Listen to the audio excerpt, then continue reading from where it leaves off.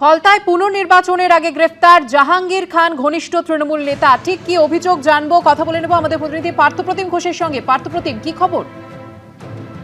দেখো, ফলতায় কিন্তু পুনর্নির্বাচন রয়েছে 21 তারিখ। তার আগে গতকাল রাত্রেবেলা ফলতা পঞ্চায়েত সমিতির সহসভাপতি শাহিদুল খান তাই গ্রেপ্তার করেছে ফলতা থানার পুলিশ। পুলিশ জানাচ্ছে যে শাহিদুল খান, তার বিরুদ্ধে স্পেসিফিক কেস ছিল, যেটা হচ্ছে যে রাইটিং, এছাড়া খুনের চেষ্টা সহ একাধিক ধারা মামলা ছিল। এবং এই শাহিদুল হচ্ছে ফলতা তৃণমূল প্রার্থী জাহাঙ্গীর খান তার অত্যন্ত ঘনিষ্ঠ বলে এলাকায় পরিচিত এবং তার সঙ্গে সর্বদা থাকতো। এবং সেক্ষেত্রে হচ্ছে পুলিশের কাছে যে স্পেসিফিক কিছু ধারায় মামলা হয়েছে, তার বিরুদ্ধে কেস হয়েছে এবং এই তৃণমূল নেতাকে গতকাল রাত্রেবেলা, যিনি হচ্ছেন ফলতা পঞ্চায়েত সমিতির সহসভাপতি, তাকে হচ্ছে গ্রেপ্তার করেছে ফলতা থানার পুলিশ। ধন্যবাদ পার্থপ্রতিম। কালিম্পং থেকে কলকাতায় এসে নতুন মুখ্যমন্ত্রীর সঙ্গে দেখা করে তাকে শুভেচ্ছা জানালেন লেপচা সম্প্রদায়ের প্রতিনিধিরা।